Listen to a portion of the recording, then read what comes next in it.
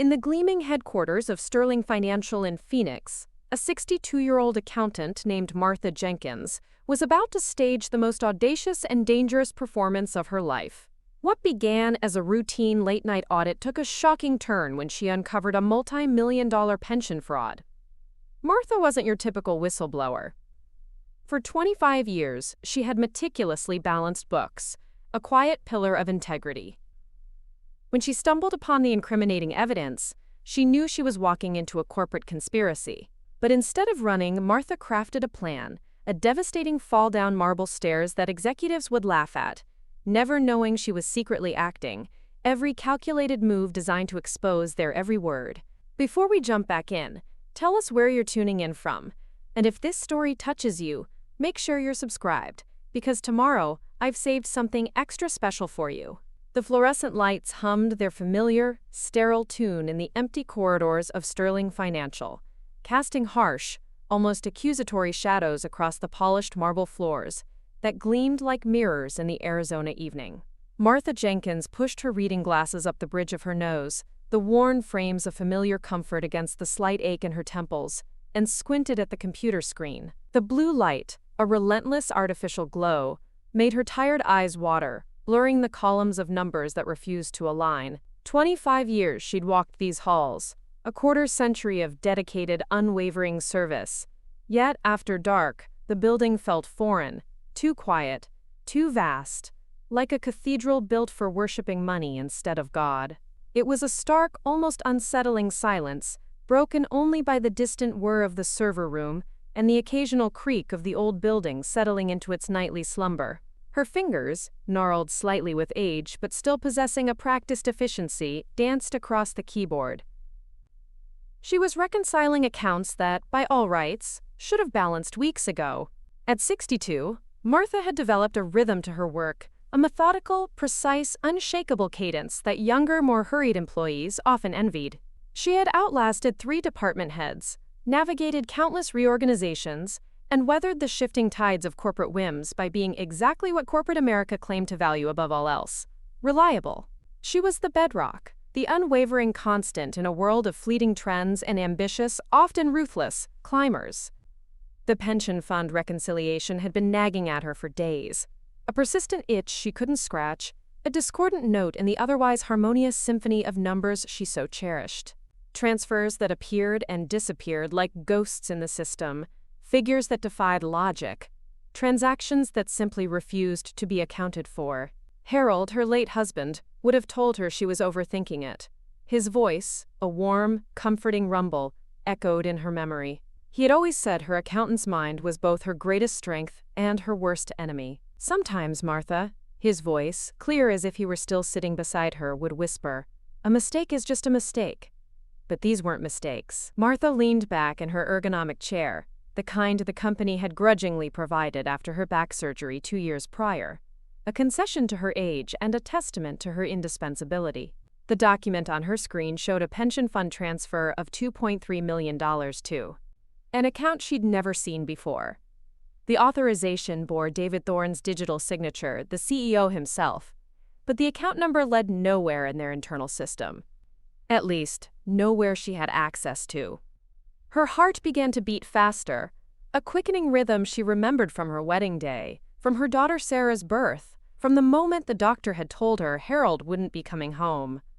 It was a recognition without understanding, like seeing storm clouds gather on a clear blue day, a primal alarm bell ringing in the quiet stillness of the office.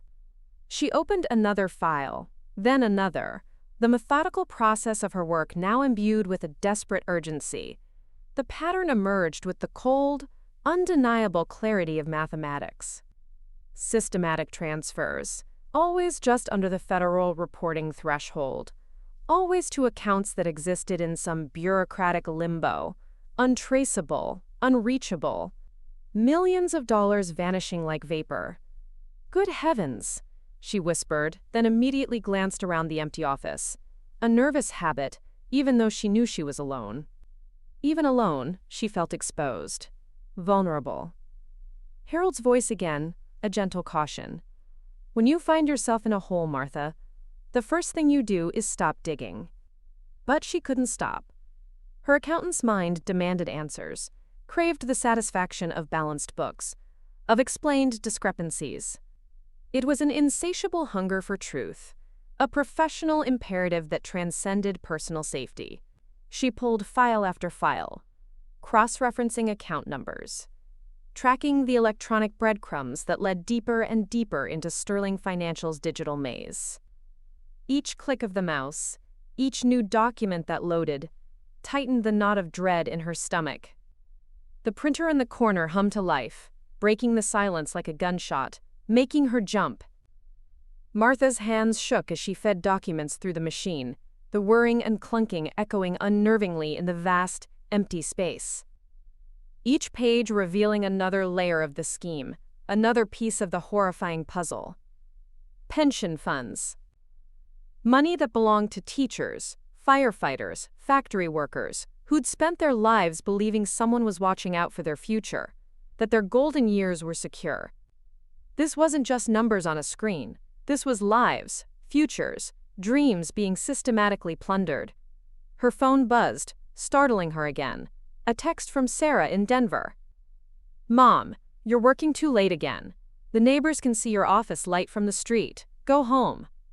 Martha stared at the message, struck by the bitter irony. Her daughter, 3 states away, could track her location by the glow of her desk lamp. But no one in this building, not the security guards, not the IT department, not even the executives, seemed to notice that millions of dollars were walking out the door. Or maybe they did notice. Maybe that was worse. Maybe they were complicit. The thought sent a chill down her spine, colder than the air conditioning. She began photographing the documents with her phone, her hands trembling so badly she had to brace her elbows on the desk, forcing them still. Each camera click felt like a small betrayal. Not of the company, not of Sterling Financial, but of the person she'd been for 25 years. The loyal employee, the team player, the woman who kept her head down and her opinions to herself, who believed in the inherent goodness of institutions. That Martha was dying, replaced by a woman driven by a fierce, righteous anger.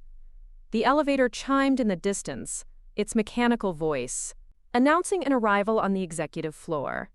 Martha's blood ran cold.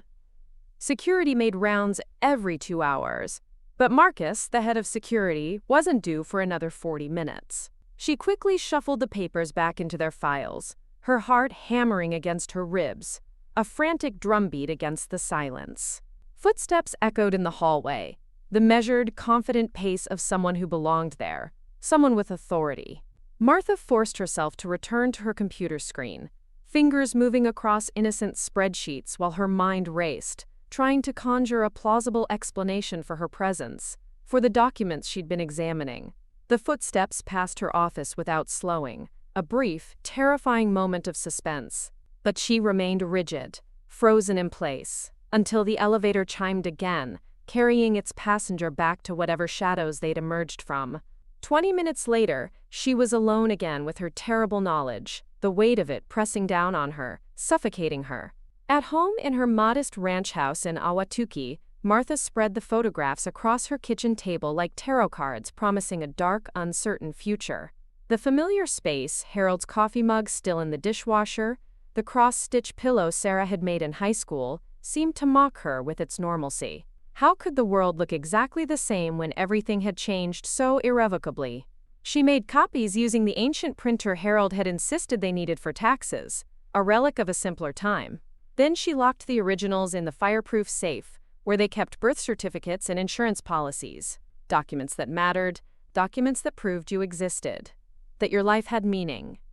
These documents, however, proved something else entirely. They proved that meaning could be stolen, that trust could be betrayed, that the very fabric of society could be unraveled by greed. Sleep eluded her that night. She lay in the bed she'd shared with Harold for 38 years, staring at ceiling shadows, calculating the damage, the scope of the betrayal. If her estimates were correct, Sterling Financial had stolen over $50 million from pension funds in the past 3 years. $50 million that belonged to people like Mrs. Chen next door, who taught elementary school for 40 years and trusted that her retirement was secure.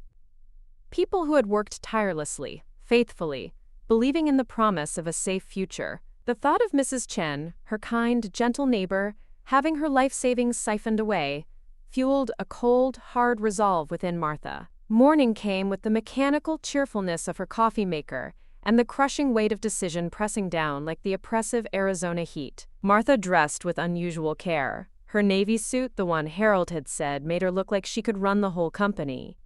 Maybe she couldn't run it, but she could damn sure try to save it from itself.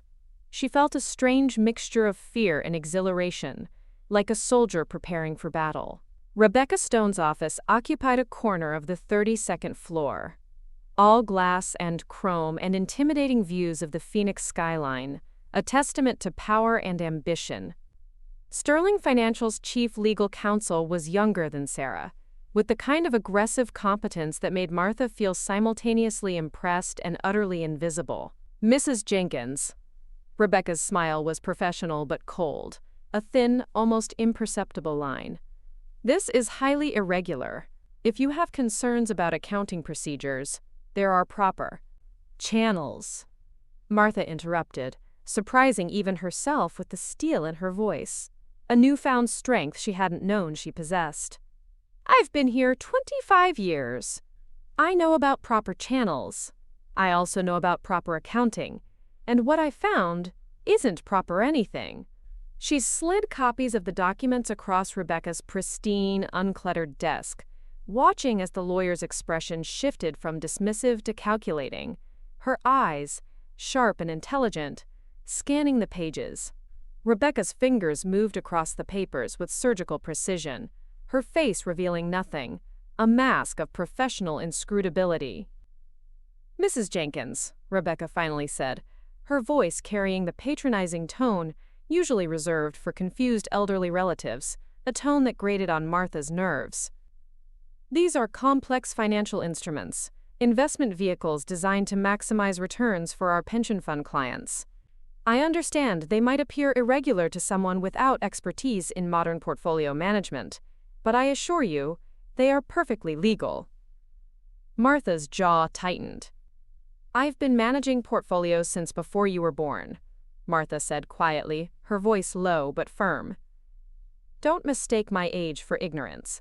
Rebecca's smile hardened, a subtle but definite shift. Of course not. But I think you'll find that these transactions are perfectly legal and have been approved by all relevant regulatory bodies. Perhaps if you discussed your concerns with your supervisor. Martha cut her off again, her patience wearing thin. David Thorne authorized these transfers personally. Rebecca's eyebrows raised slightly, a flicker of surprise. Then I fail to see the problem. Rebecca gathered the papers, neatly stacking them, and handed them back across the desk, a gesture of dismissal.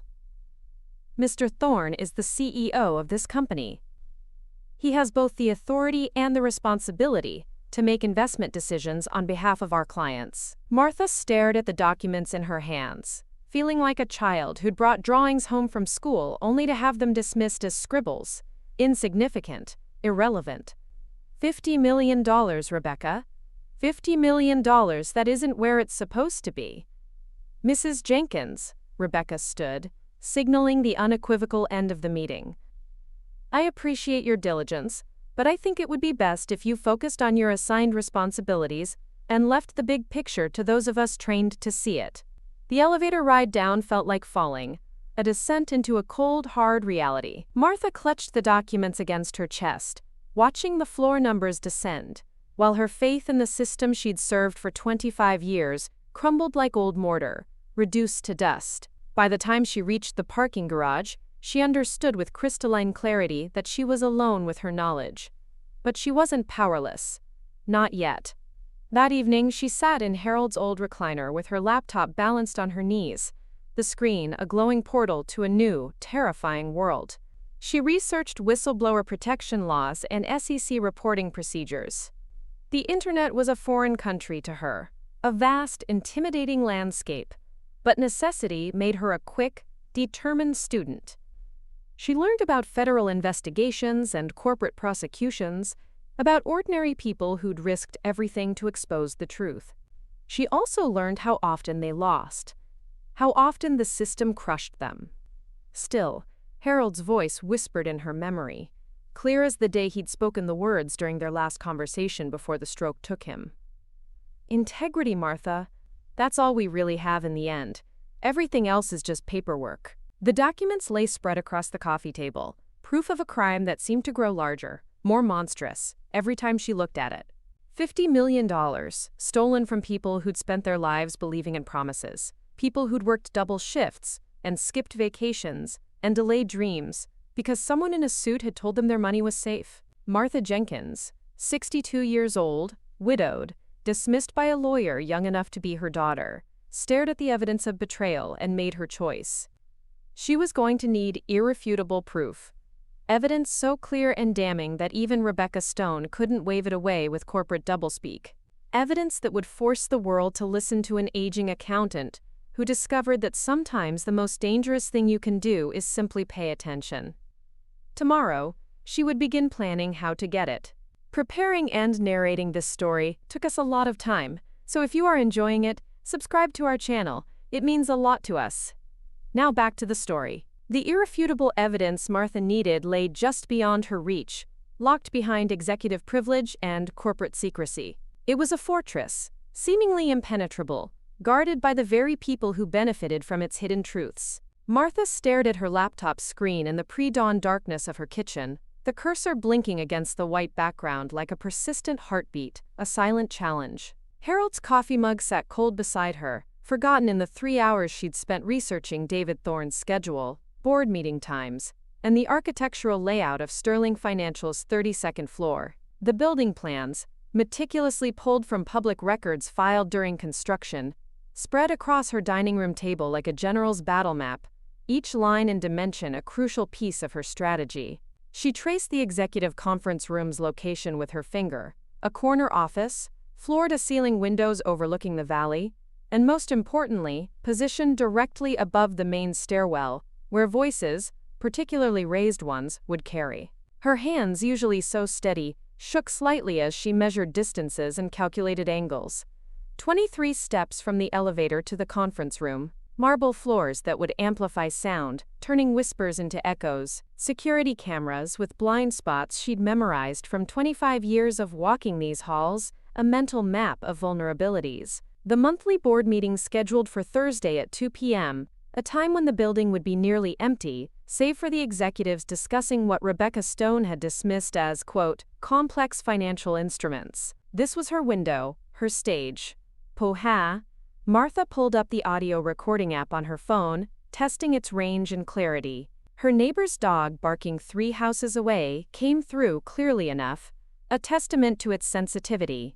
But would it capture conversation through thick conference room doors? Through her own semi-conscious haze if her plan went wrong? Because it would go wrong.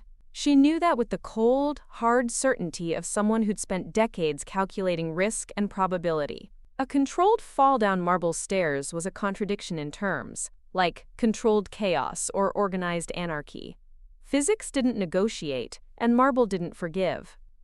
It was a brutal, unforgiving surface. She opened Harold's old toolbox, a treasure trove of forgotten projects and dusty tools, and removed the small digital recorder he'd used for dictating tax notes. The device was ancient by modern standards, a relic from a bygone era, but it had 2 distinct advantages her phone lacked: a 36-hour battery life and the uncanny ability to record while appearing completely dead, a silent, unassuming witness.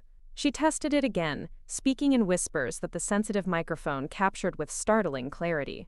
"This is Martha Jenkins," she said to the empty kitchen, her voice barely a breath. "If you're hearing this recording, it means I'm either dead, brain damaged, or both." The words hung in the air like an epitaph, a chilling premonition. She deleted the file and started over, her resolve hardening with each passing second. At 7 a.m., her phone buzzed with Sarah's daily check-in call from Denver. Martha let it ring 3 times before answering, using the delay to arrange her voice into something resembling normalcy, a carefully constructed facade. "Morning, sweetheart," she said, surprised by how steady she sounded, how convincing her act was already becoming. "Mom, you sound tired. Were you up all night again?" Sarah's voice carried that note of controlled frustration. a blend of concern and exasperation that had become increasingly common in their conversations. "Mrs. Rodriguez said she saw your lights on at 3 a.m. Elena Rodriguez, bless her heart, had appointed herself the neighborhood watch coordinator for Martha's well-being. The retired teacher next door meant well, but her vigilance had become another obstacle to navigate, another layer of scrutiny. "Just couldn't sleep," Martha said, which was true enough. "You know how it is when your mind gets going." "That's exactly what I'm worried about." Sarah's attorney voice emerged, crisp and logical, cutting through the pleasantries. "Mom, you've been acting different lately, erratic, staying up all night, asking strange questions about your work. That weird conversation last week about integrity and doing the right thing. Are you having some kind of midlife crisis?" Martha managed a weak chuckle. "I'm 62, Sarah. If I'm having a midlife crisis, I'm planning to live to be 124. This isn't funny." The sharpness in Sarah's voice cut through the phone like broken glass, a stark reminder of the chasm that had grown between them. "I've been researching early-onset dementia and behavioral changes." "I'm not demented," Martha interrupted, perhaps too forcefully, a flash of anger igniting within her. "I'm just thinking about things differently since your father died."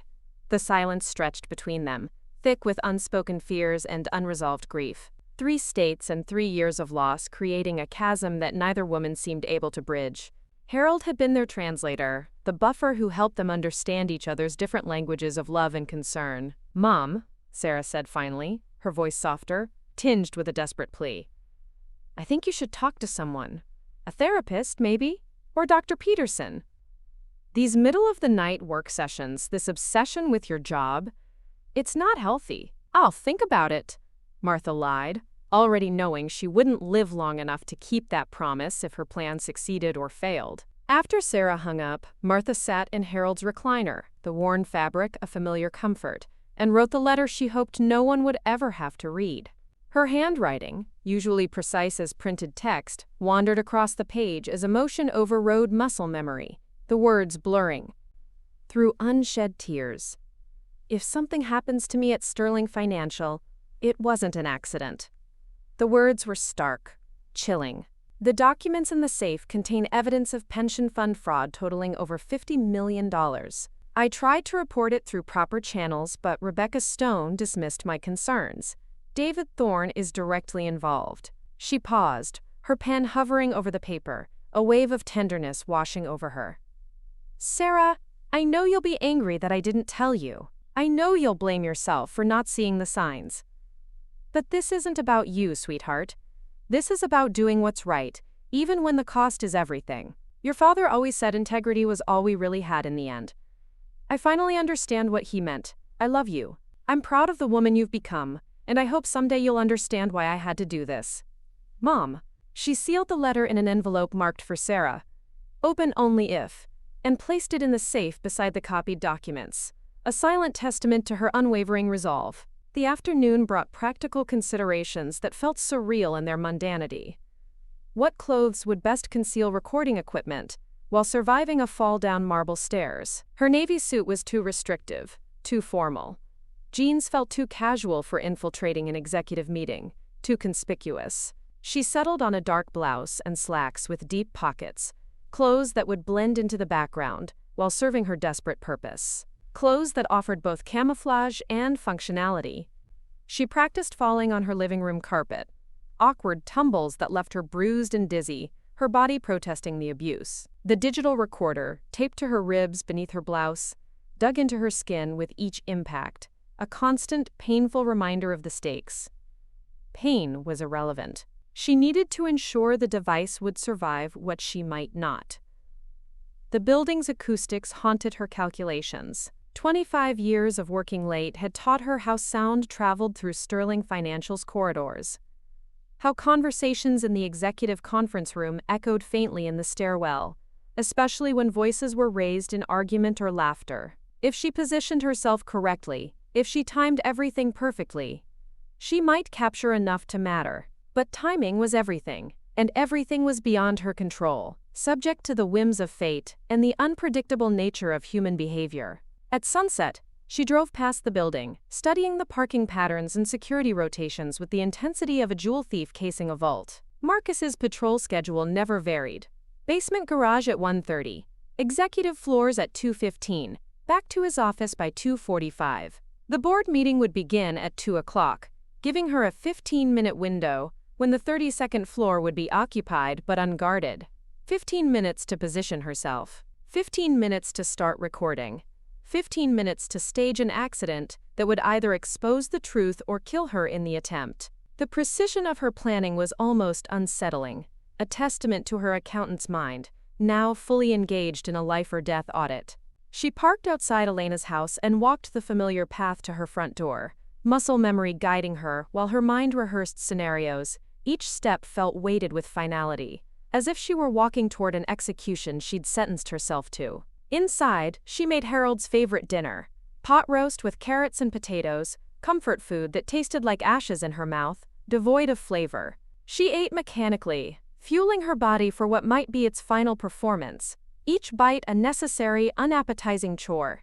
At 11 p.m., she set 3 alarms and lay down fully clothed, the recording device still taped to her ribs like a mechanical heart. A constant, silent companion. Sleep came in fragments, interrupted by dreams of falling, and Harold's voice asking why she couldn't just let it go. Because some things were worth falling for, she whispered into the darkness. Some truths were worth the price of everything. The alarm at 5 a.m. sounded like a death knell, a harsh, metallic shriek tearing through the fragile remnants of her fragmented sleep. Martha rose in the darkness, moving through her morning routine with ritualistic precision. Coffee, shower, the careful application of makeup that might need to disguise injuries, a final, desperate attempt at normalcy. The digital recorder, checked one final time, was repositioned for maximum protection and audio quality, a tiny, unassuming sentinel of truth. She looked at herself in Harold's shaving mirror, seeing a woman who'd spent 62 years playing by rules that had just been revealed as fiction, a carefully constructed lie.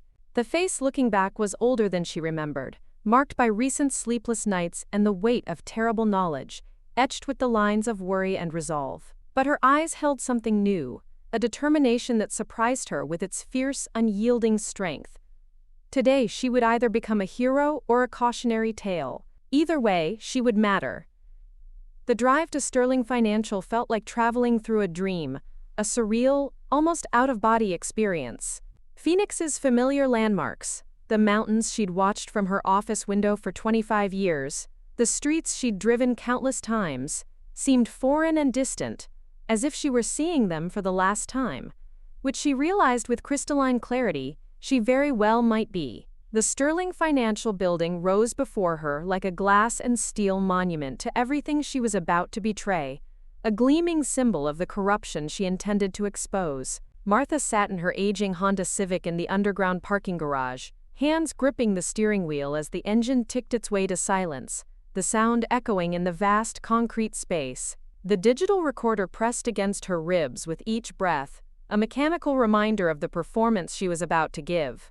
1:47 p.m. 13 minutes until the board meeting began, 18 minutes until Marcus's security rounds would bring him to the executive floor. Her window of opportunity, measured in heartbeats and the time it took to fall 23 marble steps. She touched the small cross at her throat, Harold's last gift to her before the stroke, a tangible link to his memory and his unwavering integrity, and whispered a prayer to a God she hoped was still listening to aging accountants with impossible plans. The elevator ride to the 32nd floor felt eternal. Each floor that passed marked another point of no return, another moment when she could have chosen safety over truth, anonymity over justice. 29, 30, 31. The elevator's mechanical voice announced each level with indifferent precision, counting down to her moment of absolute commitment. The doors opened with a soft chime that sounded like a bell tolling, a solemn, fateful sound. The executive floor gleamed under the afternoon sunlight streaming through floor-to-ceiling windows. Martha's sensible shoes made soft whispers against marble floors that had been polished to mirror brightness, floors that would soon be stained with her blood if everything went according to plan. She could hear voices from the conference room already, muffled by expensive wood doors, but carrying the confident cadence of men who believe themselves untouchable, above reproach.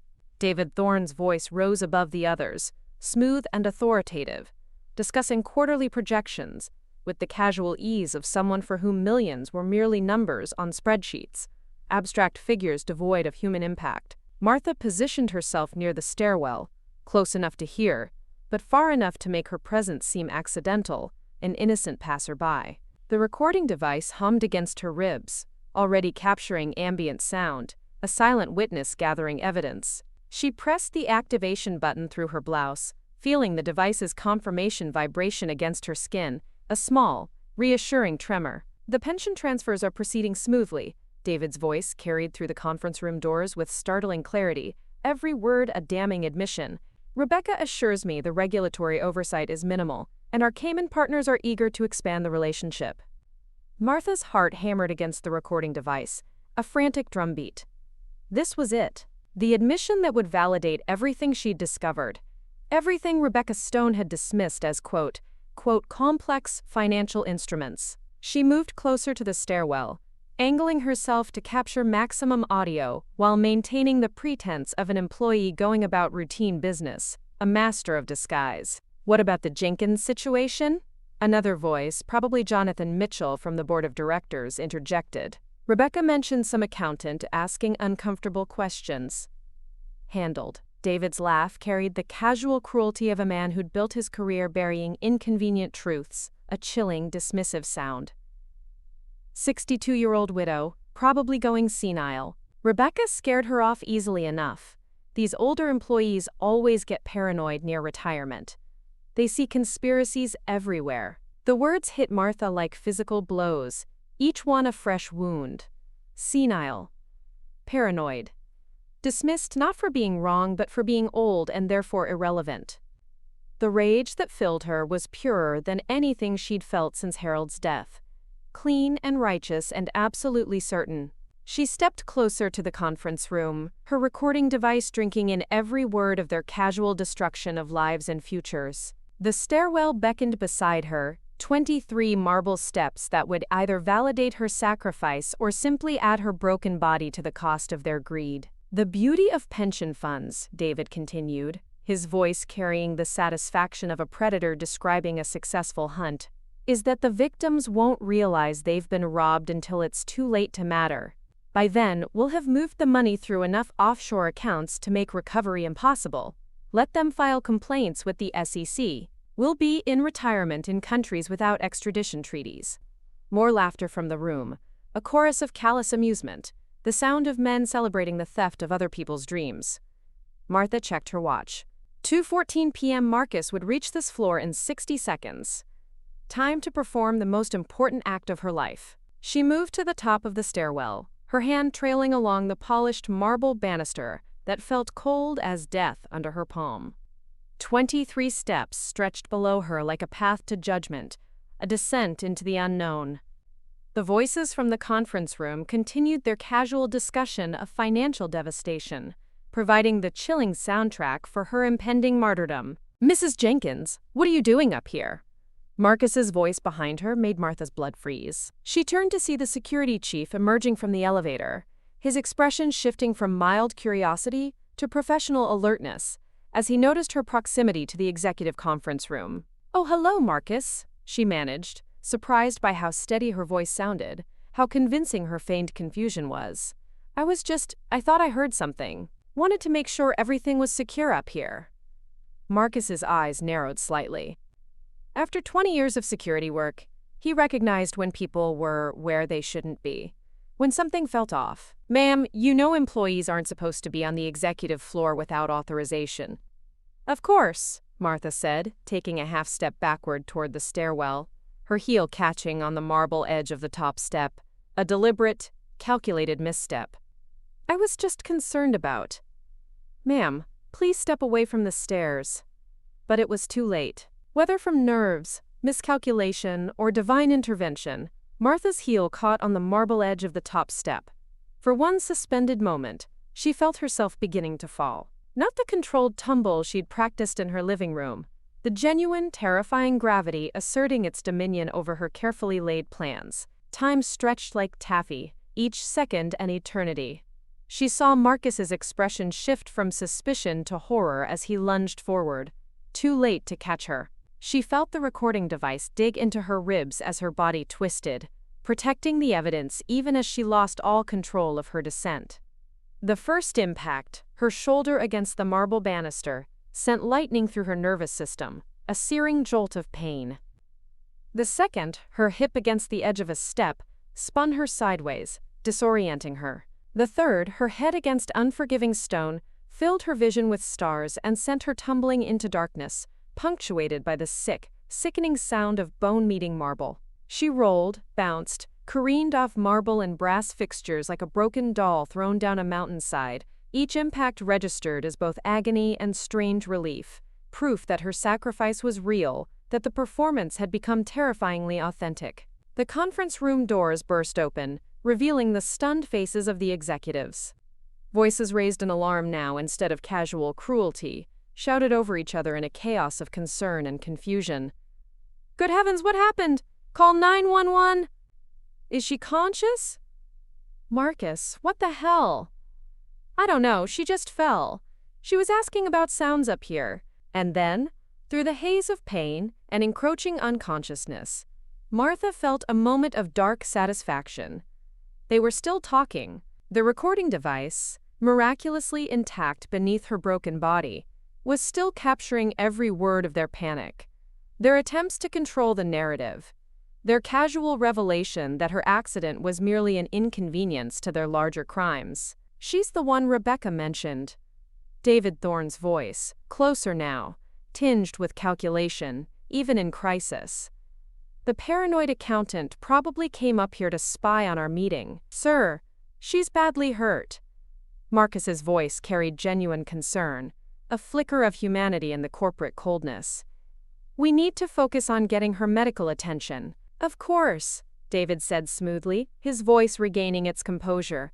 "But we also need to consider the implications. An unstable employee, clearly suffering from some kind of breakdown, injuring herself while attempting corporate espionage. Even through her fading consciousness, Martha recognized the master at work. David Thorne was already crafting the narrative that would protect him and destroy her. The crazy old woman who'd gone off the deep end and hurt herself pursuing imaginary conspiracies. But she had their words. Every callous admission, every casual discussion of theft, every revelation of the scope of their crimes, all recorded on a device they didn't know existed, hidden beneath the broken body of the woman they'd dismissed as too old and irrelevant to matter. The sirens in the distance sounded like salvation, a beacon of hope. Paramedics would come, and doctors and eventually investigators who would have to explain how a senior accountant had ended up broken at the bottom of the executive stairwell. The recording would survive even if she didn't. Ma'am, can you hear me?" Marcus's voice seemed to come from very far away, muffled and distant. "Help is coming. Just hold on." Martha tried to speak, to tell him about the device that contained the truth beneath her shattered ribs. But her voice wouldn't cooperate, trapped somewhere deep within her injured body. Darkness crept in from the edges of her vision, like fog rolling across the desert, engulfing her. Her last conscious thought was of Harold, waiting for her with that patient smile he'd worn whenever she'd taken on more than she could handle. "Integrity, Martha," his voice whispered as consciousness slipped away. "That's all we really have in the end." The paramedics arrived 12 minutes later to find an unconscious woman at the bottom of a marble staircase, her body broken, but her secret intact. Hidden beneath her torn blouse, a small digital recorder continued its faithful work, preserving the evidence that would either vindicate her sacrifice or die with her in the sterile corridors of a Phoenix hospital. The performance was over. The recording played on. Consciousness returned like a tide washing over broken shells, slow, painful, incomplete. Martha surfaced from darkness to find herself floating in a haze of white light and mechanical sounds, her mind grasping for anchors in a world that felt fundamentally altered, disorienting. The ceiling above her was unfamiliar, marked by fluorescent fixtures that hummed with a frequency that made her skull ache. Hospital. Some primitive part of her brain recognized. Hospital meant she was alive, but alive felt different now, a strange, new sensation. She tried to turn her head, and immediately regretted the decision, as pain lanced through her skull like lightning, a blinding, searing agony. The movement sent waves of nausea rolling through her stomach, and she closed her eyes against the sudden spinning of the room. When she opened them again, a woman in a white coat was leaning over her, dark eyes filled with professional concern. "Mrs. Jenkins, can you hear me? I'm Dr. Kim, your neurologist." Martha tried to speak but found her voice trapped somewhere between her brain and her throat. Her mouth felt stuffed with cotton, her tongue thick and uncooperative. She managed a small nod, which sent fresh spikes of agony through her neck. "Good," Dr. Kim said, making notes on a tablet, her pen scratching softly. "You've been unconscious for 36 hours. You suffered a severe traumatic brain injury in your fall, along with 3 broken ribs, a fractured wrist, and significant bruising. We've been monitoring you for intracranial pressure and bleeding." Fall. The word triggered a cascade of fragmented memories. Marble stairs. David Thorne's voice. The recording device pressed against her ribs. Martha's hand moved instinctively to her side, feeling for the device that had been her lifeline to truth, her only proof. Her fingers found only hospital gown and bandages, a crushing disappointment. My clothes," she whispered, the words scraping her throat like sandpaper. "They were cut away in the emergency room," Dr. Kim explained gently. "Is there something specific you're concerned about?" Before Martha could answer, the door burst open, and Sarah swept in like a hurricane of controlled panic, her daughter's face pale beneath her professional makeup, her usually perfect hair showing signs of hasty airport travel. Sarah's eyes went immediately to the monitors surrounding Martha's bed, reading the displays with the intensity of someone trying to decode her mother's survival in electronic signals. "Mom," Sarah said, her voice breaking on the single syllable, a raw, emotional sound. "Thank God. They said it was touch and go for a while." "I'm here," Martha managed, though she wasn't entirely certain what here meant anymore. Her memory felt like a jigsaw puzzle, with crucial pieces missing, frustratingly out of reach. She remembered planning something important, remembered the weight of terrible knowledge, but the details remained frustratingly out of reach. "Mrs. Jenkins," Dr. Kim continued, her voice calm and measured, "I need to explain what's happened to you. The impact to your head has caused what we call a diffuse axonal injury. In simple terms, the force of your fall caused your brain to shift inside your skull, stretching and tearing neural connections." Sarah moved closer to the bed, her attorney's mind immediately engaging with the medical information, seeking clarity. What does that mean for her recovery? Will she be herself again? Dr. Kim's pause was telling, a moment of professional hesitation. Traumatic brain injury affects everyone differently. Mrs. Jenkins may experience memory problems, difficulty concentrating, confusion about recent events. Some patients recover fully, others face permanent changes in cognitive function. Cognitive function. Sarah repeated the clinical term, barely containing her fear, her voice trembling. "You're talking about dementia. You're saying my mother might not remember who I am?" "Not necessarily," Dr. Kim said carefully, choosing her words with precision. "But there may be challenges. Mrs. Jenkins, do you remember what you were doing before your accident?" Martha closed her eyes, trying to piece together the fragments, the scattered shards of memory. She remembered Harold's voice encouraging her to do the right thing. She remembered documents spread across her kitchen table like evidence of a crime. She remembered Rebecca Stone's dismissive smile and the terrible weight of knowledge that no one would believe. I found something," she said slowly, her voice raspy. "At work. Something wrong." Sarah and Dr. Kim exchanged glances, a silent communication. "Mom," Sarah said gently, her voice soft, almost a whisper. "You fell down the stairs at your office building. The security chief said you seemed confused, asking about sounds that weren't there. You've been working odd hours, acting differently." The word differently carried the weight of Sarah's months of worry, her growing certainty that her mother was developing dementia or suffering from the delayed effects of grief. Martha could hear it in her daughter's voice, the relief that the fall might finally force her mother to accept help, to admit that living alone was no longer safe. "No," Martha said, struggling to sit up despite the pain, a fierce determination in her eyes. "You don't understand. There were documents, pension funds, $50 million. Mrs. Jenkins." Dr. Kim interrupted gently, her tone soothing. "It's common for brain injury patients to experience confusion about recent events. Sometimes the mind creates explanations for why traumatic things happen. It's a normal part of the healing process." But it wasn't confusion. Even through the fog of her injured brain, Martha knew with absolute certainty that the fraud was real. The problem was that certainty felt exactly like the delusions Dr. Kim was describing. How could she prove the difference between truth and traumatic confabulation when her own mind felt like a foreign country, alien and unreliable? "My clothes," she said again, more urgently, a desperate plea. "Where are my clothes from that day?" Sarah looked at Dr. Kim, then back at her mother, a flicker of confusion in her eyes. "Mom, they were damaged in the fall. The hospital disposed of them. Why?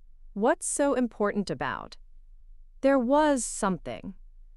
Martha's voice trailed off as she tried to grasp the crucial detail that kept slipping away like water through her fingers. Something small and vital.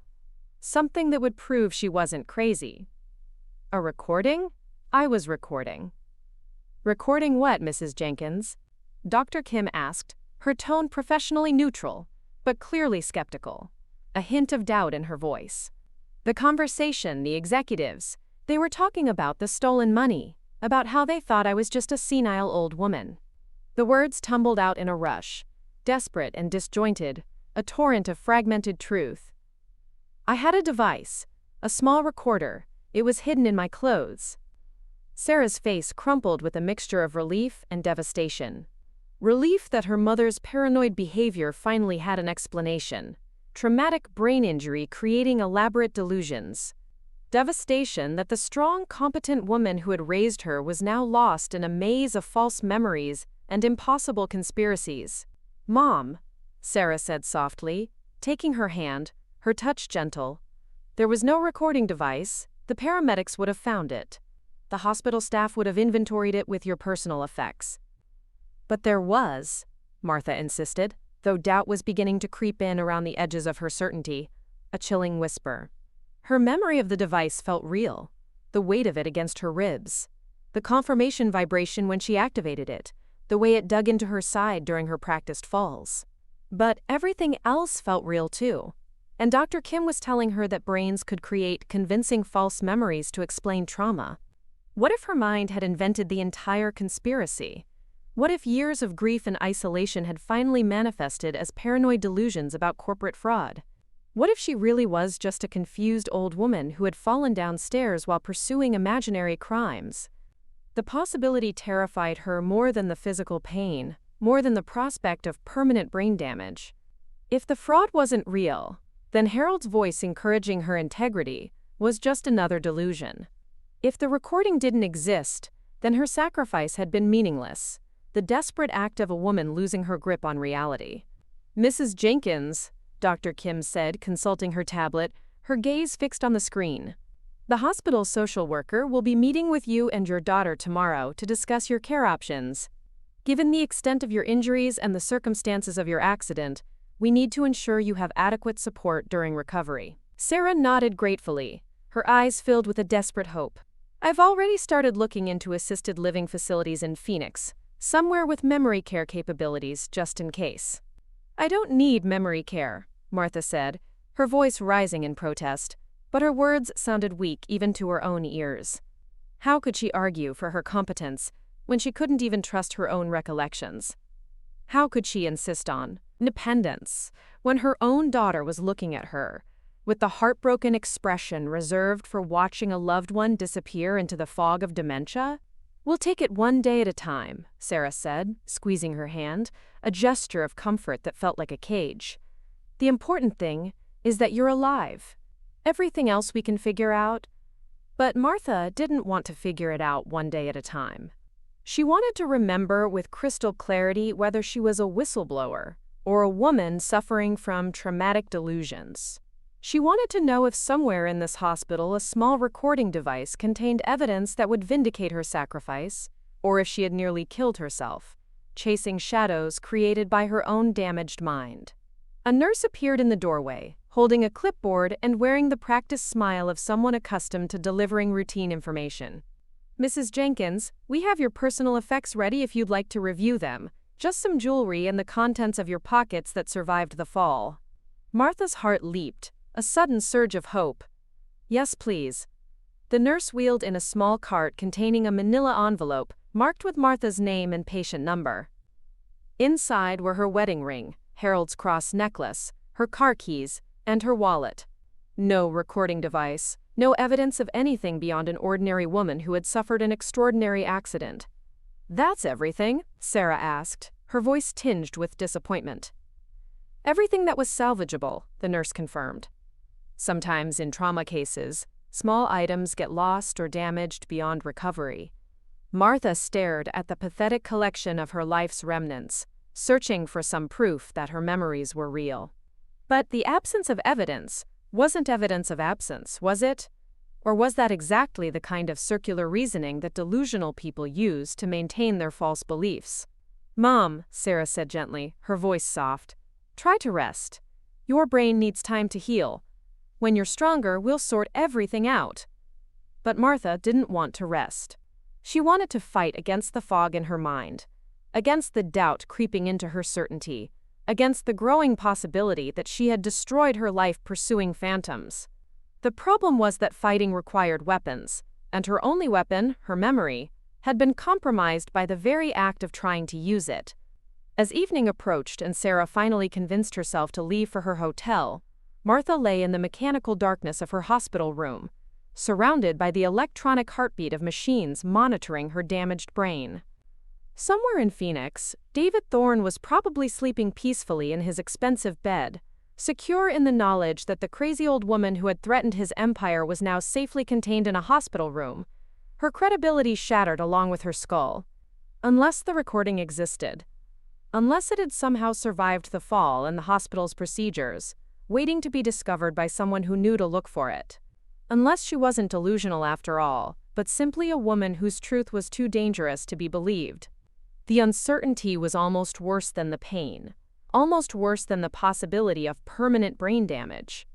Because if she was wrong about the recording, she was wrong about everything. And Harold's voice in her memory was just another symptom of a mind learning to lie to itself. But if she was right, then somewhere in the sterile medical maze, the evidence of her vindication was waiting to be found. Jimmy Rodriguez, a young, ambitious reporter for the Arizona Republic, stared at the anonymous tip. An elderly woman, Martha Jenkins, in Phoenix General Hospital, claiming corporate fraud. The voice on the hotline, thick with a Spanish accent, said Martha was being called crazy, but urged someone to listen. Jimmy's initial research showed Martha was a long-time accountant at Sterling Financial, with no history of mental illness, but her traumatic brain injury made her a risky source. He found Martha in room 314, bruised but with eyes that held a sharp, undeniable intelligence. She calmly laid out her discovery, $50 million stolen from pension funds, detailed with alarming precision. But when he asked for proof, her voice faltered. "I had a recording," she whispered, explaining how the device was hidden when she fell, but the hospital found nothing. Jimmy's skepticism returned. A story like this needed hard evidence, not just the word of an injured woman. Martha, sensing his doubt, simply stated, "My own daughter thinks I'm developing dementia. Even I'm starting to wonder." Her raw uncertainty, so unlike the usual delusion of conspiracy theorists, gave Jimmy pause. He then sought out Elena Rodriguez, Martha's neighbor, and the anonymous tipster. Elena, a retired teacher, fiercely defended Martha's character. "Martha is the most methodical person I've ever met," Elena stated. "If she says there's fraud, there's fraud." Elena revealed Martha had been working late for weeks, meticulously documenting something terrible. She also cast suspicion on Sterling Financial's security chief, Marcus, hinting he might be compromised by the company. This conversation shifted Jimmy's perspective.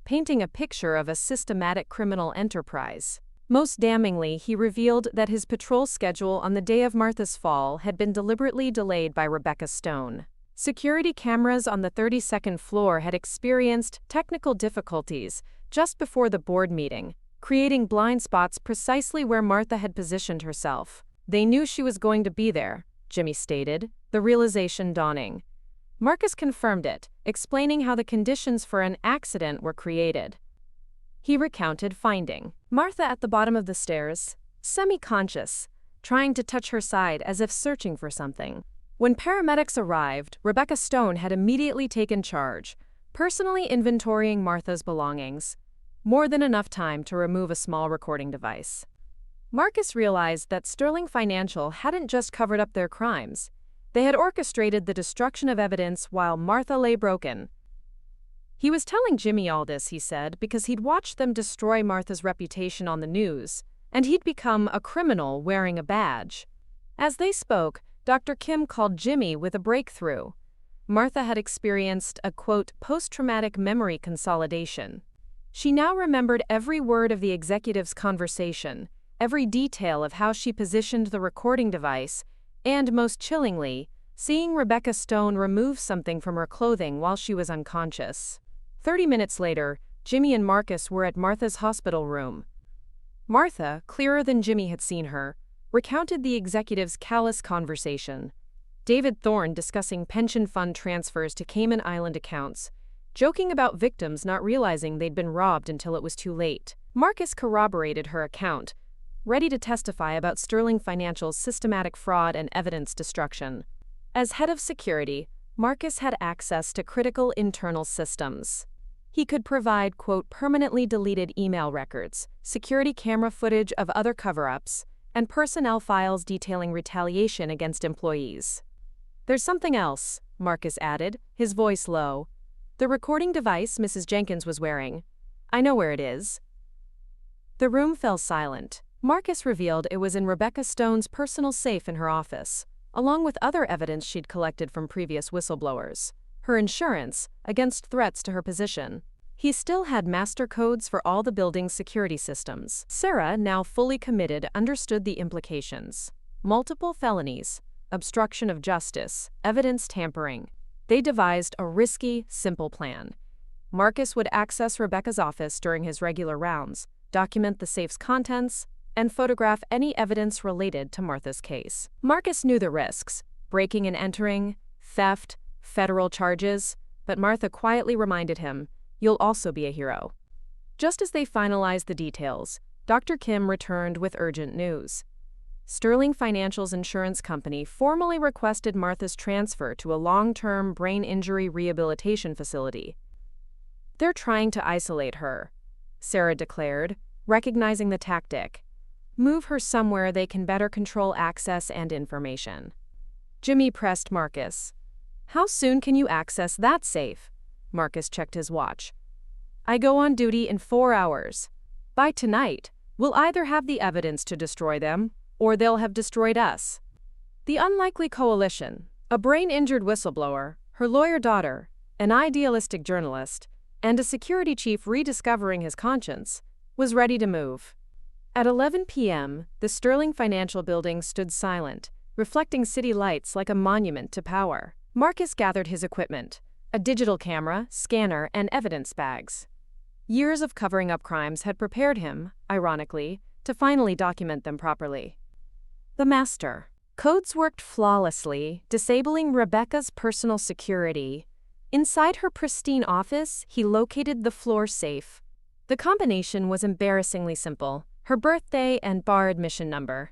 Inside, he found a prosecutor's dream: USB drives labeled with employee names, folders of hidden internal investigation reports, and, most crucially, a small plastic bag containing confiscated electronic devices. Martha's digital recorder, scratched but intact, lay among them. He powered it on, and Martha's voice emerged, followed by Thorne's casual discussions of offshore accounts, Jonathan Mitchell joking about victims, and Rebecca calculating regulatory loopholes. The most damning evidence was Thorne's voice just before Martha's fall. "By the time these people figure out their money is gone, We'll be untouchable. We'll be in countries without extradition treaties. Marcus photographed every document, scanned every USB drive, and documented the chain of custody. He texted Jimmy. Jackpot. Enough evidence to bring down the whole operation. But as he prepared to leave, he heard the executive elevator chime. Thorne's voice echoed in the corridor. Something was wrong with Webb's patrol schedule tonight. He's been acting differently.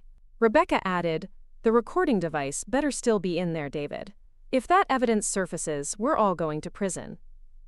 They knew. Marcus slipped behind Rebecca's desk as Thorne and Rebecca entered, their faces grim. Thorne ordered Rebecca to check the safe. Its violated contents confirmed Marcus's betrayal. Thorne immediately initiated a building-wide lockdown. But Marcus, knowing the systems better, activated his emergency override codes, uploading all the evidence to Jimmy's secure cloud server.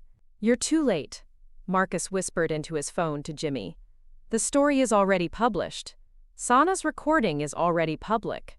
Every document in your safe is already in the hands of federal investigators. Instead of surrendering, Marcus activated the building's emergency evacuation protocol, unlocking all exits and notifying fire and police. Fire alarms wailed, providing cover. As he headed for the stairwell, 2 private security contractors blocked his path. In the executive conference room, Thorne and Rebecca, now joined by private security, interrogated Marcus. They threatened him with decades in federal prison for theft and corporate espionage if he didn't return the evidence.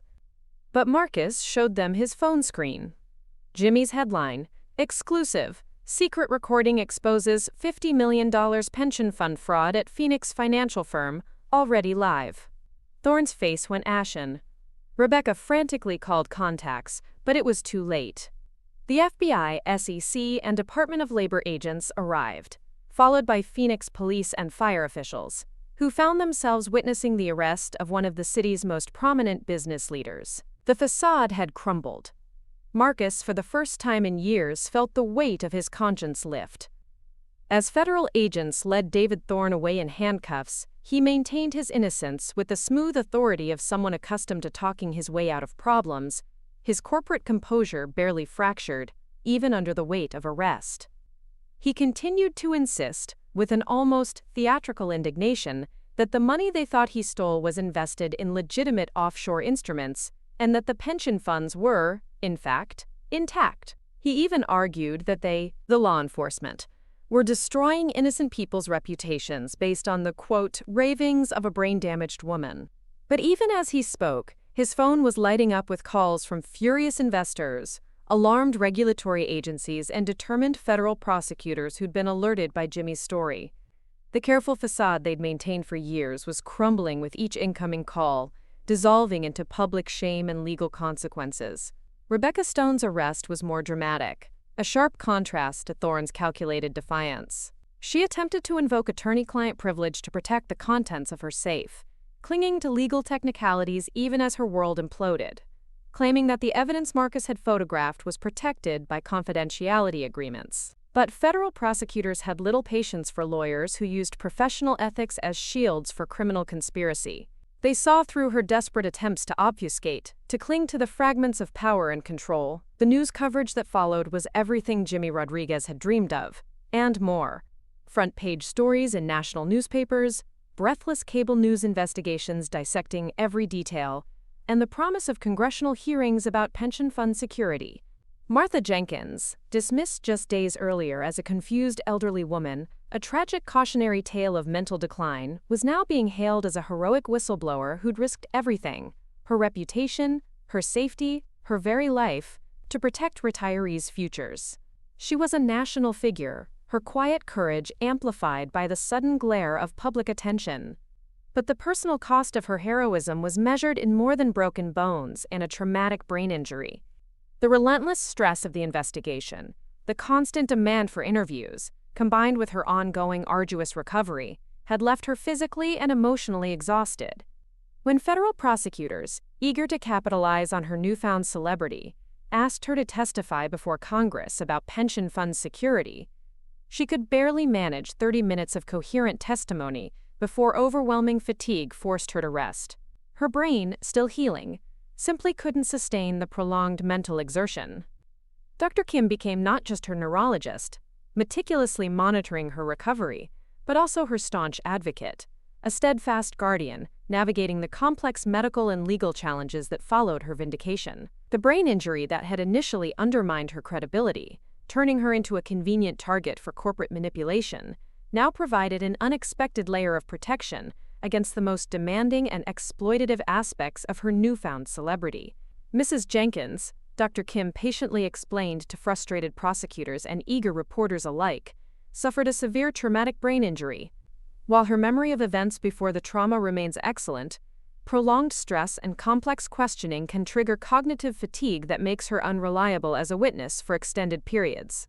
The irony was perfect, a subtle twist of fate. The very same medical condition that had nearly destroyed her credibility and almost allowed her to be dismissed, now limited how extensively that credibility could be exploited by those who would use her. Sarah, deeply impacted by her mother's ordeal and her own initial misjudgment, returned permanently to Phoenix. She opened a law practice specializing in whistleblower protection and elder rights, channeling her legal expertise into a cause ignited by her mother's courage. Her mother's harrowing experience had taught her profound lessons, that courage and competence could coexist with vulnerability and age, and that the fight for justice was often personal, painful, and deeply intertwined with compassion. These lessons informed both her burgeoning legal practice and their evolving, strengthening relationship. As autumn arrived in Phoenix, painting the desert landscape in shades of gold and amber, Martha sat in her backyard, the gentle Arizona breeze rustling the leaves, reading newspaper accounts of David Thorne's federal trial. The man who had, with such casual cruelty, dismissed her as a, quote, senile old woman, was now facing 40 years in prison for conspiracy, fraud, and obstruction of justice. His corporate empire had crumbled, replaced by the harsh reality of federal indictment. Rebecca Stone, seeing the writing on the wall, had already pleaded guilty to multiple felonies in exchange for testimony against her former co-conspirators, a desperate bid for leniency. The pension funds that had been so brazenly looted were slowly, meticulously being restored through asset seizures and intricate international cooperation agreements. Thousands of retirees who'd faced the bleak prospect of poverty because of Sterling Financial's unbridled greed were, at long last, discovering that their futures were secure after all, their hard-earned money slowly trickling back into their accounts. But for Martha, the victory, while profound, felt complicated, tinged with the lingering shadows of her ordeal. She'd achieved everything she'd hoped for, everything she'd risked her life to accomplish, exposed the fraud, protected the victims, brought the criminals to justice. The price, however, had been steep. Permanent changes to her brain function, ongoing struggles with memory and debilitating fatigue, and the haunting knowledge that she'd nearly died pursuing a truth that no one wanted to believe, a truth so dangerous it almost consumed her. Harold's voice still echoed in her memory, clearer now than it had been since his death, his wisdom a comforting presence. Integrity, Martha. That's all we really have in the end. She'd kept her integrity, held on to that core principle with unwavering resolve. Everything else, her health, her safety, her previously simple life as an anonymous accountant, had been irrevocably sacrificed on the altar of doing what was right. As the sun set over the Valley of the Sun, painting the desert mountains in shades of gold and crimson, casting long, peaceful shadows, Martha Jenkins closed the newspaper and smiled. Some prices, she mused, were undeniably worth paying. Some fights were undeniably worth finishing. Even if, she reflected with a wry, knowing smile, you had to stage a devastating fall down a flight of marble stairs to win them. 6 months after David Thorne's conviction made national headlines, sending shockwaves through the corporate world, Martha Jenkins stood poised at the podium of the Phoenix Convention Center. She looked out at an audience of 300 advocates, lawyers, and activists, a sea of faces gathered for the National Conference on Corporate Whistleblowing and Age Discrimination. The woman who'd once been dismissed as a confused elderly employee, a forgotten cog in a vast corporate machine, now commanded attention with the quiet authority of someone who'd paid the ultimate price for speaking truth to power. Her very presence was a testament to resilience. The stage lights made her silver hair gleam like armor, a crown of defiance, and the small scar above her left eyebrow, a permanent, physical reminder of marble stairs and the steep cost of conscience, caught the illumination as she adjusted the microphone, a faint tremor in her hands. That trembling, she knew, was not from nerves, but from the persistent, lingering effects of the traumatic brain injury that had become as much a part of her identity as her accountant's precision, a constant companion she had learned to live with. 6 months ago, Martha began, her voice carrying clearly and steadily through the convention center's sophisticated sound system, filling the vast hall. I was just another aging employee that corporate America had written off as irrelevant, deemed disposable. Today I stand before you as proof that our voices, the voices of older workers, of women, of anyone society deems disposable, can still shake the very foundations of corruption. The applause was immediate and sustained, a powerful wave of affirmation that rolled over her, but Martha, ever methodical, waited for it to fade before continuing. She'd learned to pace herself, a critical skill born from her recovery, to recognize the subtle signs of cognitive fatigue that, if ignored, could turn a coherent presentation into confused rambling. Dr. Kim sat diligently in the front row, a reassuring, familiar presence, ready to intervene if the symptoms became too severe, a silent guardian. "But I'm not here to tell you that justice is easy," Martha continued, her tone shifting, becoming more somber, more grounded. "I'm here to tell you that it's possible, even when the cost seems unbearable, even when it feels like the whole world is against you." In the audience, Elena Rodriguez, her eyes brimming with tears, dabbed at them with a tissue, remembering the broken woman she'd visited in the hospital just months earlier, barely clinging to life. The transformation was remarkable, not because Martha had miraculously recovered from her injuries, some scars would always remain, but because she'd learned to build strength from her vulnerability, to transform her suffering into purpose. Sarah sat beside Elena, taking meticulous notes on her mother's presentation, her face radiating with the immense pride of someone watching a masterclass in resilience, a living example of courage. The daughter who'd once, out of misplaced concern, tried to have her mother declared incompetent, now served proudly as legal counsel for the Martha Jenkins Foundation for Corporate Accountability, the organization they'd painstakingly established together to help other whistleblowers navigate the treacherous, often solitary waters of speaking truth to power. The Martha Jenkins Foundation, Martha explained to her attentive audience, her voice gaining a quiet power, exists because I learned something profoundly important during my recovery. Individual courage, while vital, isn't enough to fight institutional corruption on its own. We need robust systems, unwavering support networks, accessible legal resources, and most importantly, we need to fundamentally change the narrative about who deserves to be believed, about whose voice truly matters. The foundation, born from the crucible of Martha's personal ordeal, had grown from a simple idea conceived in her hospital room to a nationally recognized advocacy organization, with a dedicated staff of 12 and a substantial annual budget of $2 million. Much of the initial funding, a testament to her unwavering principles, came directly from the civil lawsuit settlement with Sterling Financial, money that Martha had insisted be used not simply to compensate her for her injuries, but to protect and empower other whistleblowers, to ensure no one else had to endure what she had. Jimmy Rodriguez, now the Arizona Republic senior investigative correspondent, his career skyrocketing due to his groundbreaking reporting, sat in the media section, diligently recording the speech for a comprehensive follow-up story about the ongoing, far-reaching impact of the Sterling Financial scandal. His Pulitzer Prize nomination for the original investigation had unequivocally launched his career into the national spotlight. But he'd never forgotten, not for a moment, that his success was built on the quiet, formidable courage of a woman who'd risked literally everything, her health, her life, her very sanity, for principle. The foundation operates on 3 core principles, Martha continued, reading clearly and carefully from the notes that Sarah had meticulously helped her prepare.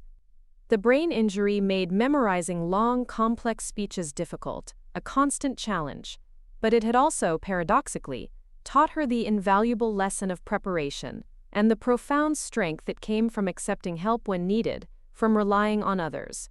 First, we provide comprehensive legal support for employees who discover corporate wrongdoing, regardless of their age, their position within a company, or their perceived credibility. Second, we work tirelessly to change existing laws that too often allow companies to silence whistleblowers through draconian non-disclosure agreements and insidious intimidation tactics. Third, we educate the public about the systematic, often invisible ways that corporate power structures actively silence inconvenient voices, suppressing truth. Each of these principles, she knew, had been forged in the crucible of her own brutal experience. The legal support program existed precisely because she'd been so easily dismissed by Rebecca Stone, and so nearly silenced by her own daughter's well-meaning, but ultimately misguided protectiveness. The legislative advocacy work tirelessly targeted the insidious loopholes that had allowed Sterling Financial to operate with such impunity for so many years. And the public education component fought tirelessly against the ageism and sexism that had made her, an older woman, such an easy target for character assassination, for being dismissed as merely senile. Dr. Kim watched from the front row, her gaze keen, assessing, as Martha navigated the complex presentation. She noted the subtle, almost imperceptible signs of cognitive fatigue that others might miss. The slight pause before certain words, the almost unconscious way her left hand gripped the podium for stability. The fleeting micro-expressions that indicated her brain was working harder than it should to maintain clarity and coherence. But there was also, Dr. Kim observed with deep satisfaction, an undeniable strength in Martha's bearing that hadn't existed before the fall. The woman who'd spent 25 years keeping her head down, following corporate protocols and remaining quietly anonymous had been replaced by someone who now understood, with crystal clarity, that survival sometimes required making noise, demanding attention, refusing to be dismissed, becoming a force of nature. "I want to talk about Marcus Webb," Martha said, her voice softening slightly, a gesture of appreciation, as she gestured toward the middle of the audience where the former security chief sat, looking somewhat uncomfortable with the attention, beside his daughter, Sarah. Marcus spent 5 long years covering up corporate crimes because he believed loyalty to his employer was somehow more important than loyalty to the truth, to what was right. When he finally, bravely chose conscience over comfort, over self-preservation, he lost his career, he lost his pension, and he lost his reputation. But he gained something infinitely more valuable: the profound knowledge that he'd done the right thing when it mattered most, when it truly counted.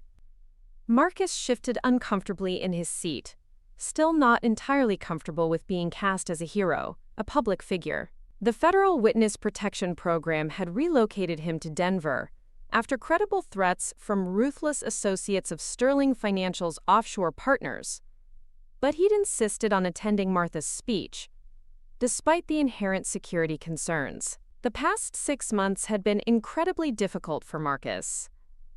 His law enforcement pension had been frozen, pending a full investigation of his activities at Sterling Financial. His brave testimony in multiple federal trials had made him a legitimate target for both powerful corporate retaliation and ruthless criminal revenge. But his daughter, Sarah, had moved him into her spare bedroom, providing comfort and stability, and for the very first time in years, he was sleeping peacefully at night, his conscience clear. "The Foundation's Marcus Webb Fellowship," Martha continued, her voice filled with quiet pride, "provides much-needed financial and legal support for corporate security personnel who choose to bravely expose wrongdoing rather than cover it up, because sometimes the best witnesses, the most impactful, are the very people who were initially part of the problem but found their way back to integrity." The fellowship program was Sarah's brilliant idea, born from her keen recognition that complex corporate conspiracies often required the quiet participation of people who later, haunted by their actions, deeply regretted their complicity. By offering tangible support to these potential witnesses, the Foundation could encourage more individuals to come forward, to break their silence, while simultaneously providing crucial practical assistance to those who'd lost everything for doing the right thing, for choosing truth. "But I also want to acknowledge the ongoing challenges," Martha said, her voice taking on a more serious, reflective tone, the gravity of her personal situation never far from her mind. 6 months after exposing one of the largest pension fraud schemes in Arizona history, a scandal that shook the financial world, I still struggle with persistent memory problems, debilitating cognitive fatigue, and the constant, unsettling uncertainty that comes with living with a traumatic brain injury. She paused, letting the admission hang in the air, allowing its weight to settle over the audience. In the early days of her recovery, raw and vulnerable, Martha had been reluctant to discuss her limitations publicly, fearing they would subtly undermine her hard-won credibility, make her seem less capable. But she'd learned, through arduous experience, that acknowledging vulnerability could, paradoxically, be its own profound form of strength, a testament to authenticity. "I can't work 8-hour days anymore, not like I used to, not with the same focus," she admitted, her voice soft but firm. "I can't memorize complex financial documents the way I once did, with photographic precision. I can't even drive safely at night because my depth perception was permanently damaged in the fall." These limitations, she emphasized, were real, undeniable, and permanent, an inescapable part of her new reality. Dr. Kim nodded approvingly from the front row, a silent affirmation. One of the most important aspects of Martha's challenging recovery had been learning to accept her new reality rather than futilely fighting against it, learning to adapt. The brain injury would always be a part of her life, an indelible mark, but it didn't, she realized, have to define the absolute boundaries of what she could still accomplish, of her purpose. "But what I've discovered," Martha continued, her eyes holding a deep, newfound wisdom, "is that limitations can also, unexpectedly, create clarity. When you literally can't do everything, when your capacities are narrowed, you learn, with fierce urgency, to focus on what matters most, on what is truly essential. When your time and energy are finite, precious resources, you stop wasting them on things that don't genuinely serve your values, your core beliefs." The foundation, she explained, directly reflected this philosophy, this hard-won wisdom. Rather than trying to tackle every conceivable form of corporate malfeasance, a task too vast for any single organization, it focused specifically, intensely, on supporting whistleblowers and changing the systemic laws that silenced them. This narrow, laser-like focus allowed for deeper impact and more sustainable, effective operations. Elena Rodriguez smiled warmly from the audience, remembering her heartfelt conversations with Martha about the unexpected, often bittersweet gifts that had emerged from tragedy, the unforeseen blessings. The woman who'd been isolated by profound grief after Harold's death was now, miraculously, surrounded by a vibrant community of advocates and supporters who shared her unwavering commitment to justice, her fierce dedication. "I want to share a story about implementation, about the tangible impact of our work," Martha said, referring to her notes, her voice gaining a confident cadence. 3 weeks ago, a 43-year-old quality control manager from Tucson bravely contacted our foundation. She had discovered that her pharmaceutical company was deliberately covering up serious, life-threatening side effects in a new medication, but she was terrified to report it because she was the single mother of 2 young children and simply couldn't afford to lose her job, to jeopardize her family's financial security. The case had been one of the foundation's first major successes, a powerful testament to their model. Working seamlessly with Sarah's astute legal team and leveraging Jimmy Rodriguez's extensive investigative contacts, they'd meticulously helped the whistleblower safely report the critical pharmaceutical violations, while meticulously protecting both her identity and her employment. "Today," Martha announced, her voice resonating with pride, "that dangerous medication has been officially recalled, potentially saving thousands of lives. The quality control manager is still employed, still bravely supporting her children, and her identity remains completely protected. That's what systematic support for whistleblowers can accomplish." The audience applauded, a swelling tide of appreciation, but Martha raised her hand for silence, a somber note entering her voice. "But I also want to be honest about our failures," she continued, her gaze sweeping over the audience, conveying the weight of harsh realities. "Last month, we were contacted by a 70-year-old nursing home employee who discovered systematic, heartbreaking abuse of elderly residents in her care. Despite our extensive legal support, she was tragically fired for reporting the violations, and her former employer has filed a malicious lawsuit claiming she was spreading malicious rumors due to age-related cognitive decline, a cruel, familiar tactic. The case, Martha conceded, was a sobering, painful reminder that individual courage, no matter how profound, wasn't always enough to overcome deeply entrenched institutional power. Some fights, despite the best preparation and the most robust support, were, heartbreakingly, lost. And the foundation, she emphasized, had to acknowledge those failures honestly, transparently. We're appealing her termination and fighting the lawsuit with every resource we have, Martha continued, her voice firm, resolute. But her case vividly illustrates why we need more than just individual support. We need fundamental, systemic change in how society treats older workers, how it treats anyone who dares to speak inconvenient truths to power. Sarah, deeply inspired by her mother's journey, had been working tirelessly on legislative proposals that would significantly strengthen whistleblower protections and create stringent legal penalties for companies that brazenly used age discrimination to silence their employees. The proposals had garnered surprising bipartisan support in the Arizona legislature and were being seriously considered as models for comprehensive federal legislation. Change is slow, Martha acknowledged, her voice reflective. It's often frustrating. It's frequently invisible until it finally reaches a tipping point, a moment of undeniable shift. But it's also, I believe, inevitable when enough people collectively decide that the current system is simply unacceptable, that the status quo is intolerable. The Sterling financial scandal, she noted, had not just led to isolated prosecutions. It had triggered widespread investigations at dozens of other investment firms, leading to sweeping regulatory changes and a cascade of criminal prosecutions that extended far beyond the borders of Arizona, impacting financial institutions across the nation. David Thorne's 40-year federal sentence had sent an undeniable, chilling message to corporate executives nationwide. Pension fraud, no matter how artfully concealed, would be prosecuted aggressively without leniency. Meanwhile, Rebecca Stone's cooperation with federal investigators, a desperate act of self-preservation, had exposed similar, nefarious schemes in multiple states, unraveling a much larger web of deceit. 6 months ago, I was a woman whose fall down marble stairs was casually dismissed as the inevitable result of age and confusion, a tragic, isolated incident, Martha said, her voice gaining a resonant power as she approached the powerful conclusion of her presentation.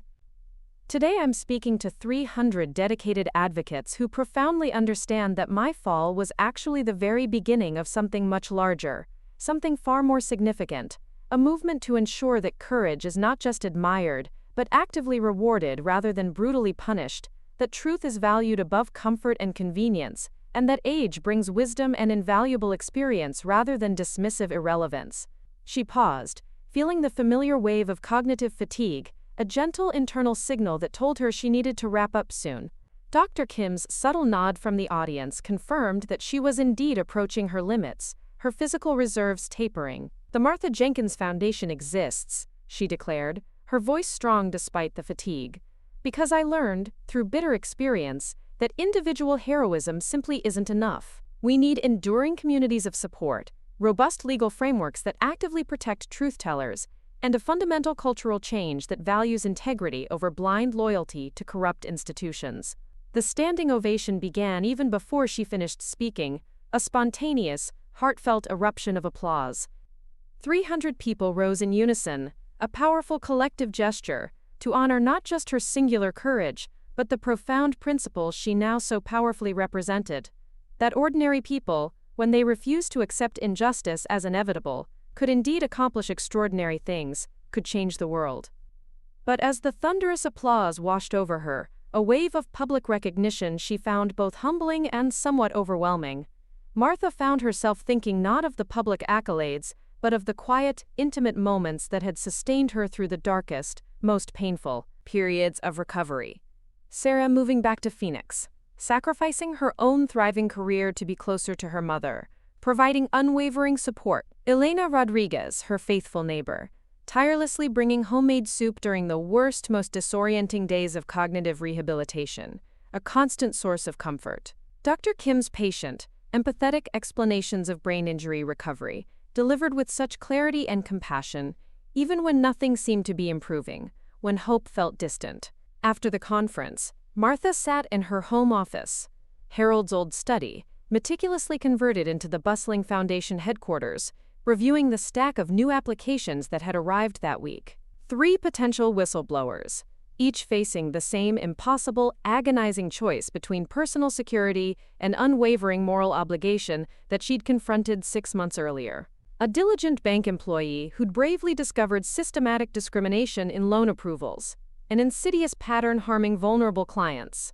A dedicated defense contractor who'd found undeniable evidence of serious safety violations in crucial military equipment, putting lives at risk. A principled hospital administrator who'd uncovered systematic overbilling of Medicare patients, exploiting the most vulnerable. Each case, she recognized, represented someone standing precariously at the edge of the same cliff she'd tumbled over, gazing into the abyss, wondering if the fall would, in the end, be worth the potential impact, the profound sacrifice. Her job now, her profound purpose, was to ensure they didn't have to face that terrifying choice alone, that they had a robust safety net. Sarah entered the office, a vision of calm competence, carrying 2 steaming cups of herbal tea, decaffeinated since Martha's brain injury made her more sensitive to stimulants. A thoughtful gesture. The daughter who'd once, from a place of deep concern, tried to control her mother's decisions, now served as her indispensable partner and advocate. Their relationship, forged in the fires of adversity, had been profoundly transformed by their shared purpose, by their unwavering commitment to justice. The pharmaceutical whistleblower called, Sarah reported, her voice bright with good news. The FDA investigation is moving forward quickly, and her employer, surprisingly, has offered her a promotion with a substantial raise. Apparently, they've decided that keeping happy whistleblowers is, in the long run, better for business than desperately creating hostile ones. It was a small victory, Martha knew, but immensely meaningful, a tangible sign of progress. Corporate behavior, she understood, would change slowly, incrementally, one case at a time, as executives gradually learned that retaliation carried real, quantifiable costs, while cooperation and accountability could actually be rewarded. "Any word from Marcus?" Martha asked, thinking of their courageous ally. "He testified in the Rebecca Stone sentencing hearing today," Sarah replied. "She got 15 years, with the possibility of parole after 8. Her extensive cooperation with federal investigators apparently bought her some leniency, a small reduction in her sentence. Justice was imperfect, Martha reflected, often messy and compromised, but it was, undeniably, progress. Rebecca Stone, the cold, calculating lawyer, would spend the next decade in federal prison, while the pension funds she'd helped loot were slowly, meticulously being restored to their rightful owners, a testament to accountability. As evening approached, painting the sky with deepening hues, Martha walked through her meticulously tended garden, where Harold's beloved roses bloomed with the unyielding persistence of things that endured beautifully despite trauma, despite hardship. The brain injury she knew would never fully heal, some neural pathways irrevocably altered. The memory problems would never completely disappear, a constant, subtle challenge. And the cognitive fatigue would always limit what she could accomplish in a single day, a persistent reminder of her physical limitations. But she'd learned something profoundly valuable about the subtle, yet crucial difference between healing and wholeness. Healing, she mused, often suggested a return to a previous, unblemished state, a restoration of what once was. While wholeness, she had discovered, meant a deeper integration of all experiences, including the damage, the scars, the pain, into a complete, rich, and deeply meaningful life, a new definition of self. The small, linear scar above her left eyebrow, a faint silver line, caught the last rays of sunlight as she bent to inhale the sweet, familiar fragrance of Harold's roses, a poignant connection to his memory. In just 6 short months, she'd gone from a broken, vulnerable woman, battling for her sanity and her life, to a nationally recognized advocate, a symbol of unwavering courage. But the transformation, she felt, was less dramatic, less sudden than external observers assumed. She was still, at her core, the same person who discovered devastating fraud in misfiled documents, the methodical accountant who believed, with unshakable conviction, that numbers should always add up correctly, that truth should prevail. The profound difference now was that she had help, a powerful, integrated network of support. A daughter who, through shared purpose, finally understood that protecting someone meant supporting their choices and their autonomy, rather than attempting to make choices for them, however well-intentioned. A vibrant community of dedicated advocates who shared her fierce commitment to justice, and a rapidly growing foundation that could, by amplifying individual courage, translate it into systematic, lasting change. Her phone buzzed, a familiar, comforting vibration with a text from Dr. Kim. "Saw your speech on the news. So incredibly proud of how far you've come, Martha. Remember to rest tonight. Cognitive fatigue is cumulative." The medical supervision, Martha knew, would continue indefinitely, a necessary part of her life. But it had evolved from mere treatment into a profound, collaborative partnership. Dr. Kim's groundbreaking research on traumatic brain injury in older adults had been deeply shaped and informed by Martha's unique case, while Martha's powerful advocacy work was, in turn, continually informed and strengthened by Dr. Kim's invaluable medical insights and growing understanding. As the sun, a fiery orb, finally set over the Valley of the Sun, painting the majestic desert mountains in breathtaking shades of gold and crimson, casting long, peaceful shadows, Martha Jenkins sat in her tranquil garden. She opened the latest letter from a potential whistleblower, her heart stirring with recognition. It was from a 68-year-old environmental inspector who'd discovered illegal dumping at a chemical plant, a grandmother who was afraid to report devastating violations because her family depended precariously on her pension, her only security. The letter, Martha realized, could have been written by her own hand just 6 months earlier, brimming with unshakable moral certainty, complicated by paralyzing practical fears, courage tempered by the crushing knowledge that doing the right thing, truly doing what was right, could, in a single, devastating moment, cost everything. But now, Martha knew, this brave woman had options. Legal support, crucial financial assistance, a supportive community of advocates who profoundly understood that age brought invaluable wisdom and experience rather than dismissive irrelevance. The Martha Jenkins Foundation existed, thrived, to ensure that the next person who courageously discovered corporate corruption, who dared to speak truth, wouldn't have to choose between their conscience and their very survival. Wouldn't have to fall alone. Harold's voice echoed in her memory, clearer now than it had been since his death, a guiding light. Integrity, Martha, that's all we really have in the end. She'd kept her integrity, held on to it with fierce tenacity, and in doing so, had discovered that it was enough, more than enough, to build something profoundly larger than herself, something that would endure. The fall that had nearly killed her, that had shattered her body and tested her mind, had become the unlikely, powerful foundation for ensuring that others wouldn't have to fall alone, wouldn't be abandoned in their pursuit of truth. Some endings, she understood now, were actually powerful, transformative beginnings. Some foundations were built, painstakingly, from broken pieces, from shattered fragments. Some voices became stronger, more resonant, after being silenced. Martha Jenkins, 62 years old, brain injured, scarred but unbroken, folded the letter with a sense of profound purpose and began planning how to help another grandmother find the quiet, formidable courage to speak truth to power. The fall was over, the rise had just begun. Up next, you've got 2 more standout stories right on your screen. If this one hit the mark, you won't want to pass these up. Just click and check them out. And don't forget to subscribe and turn on the notification bell so you don't miss any upload from us.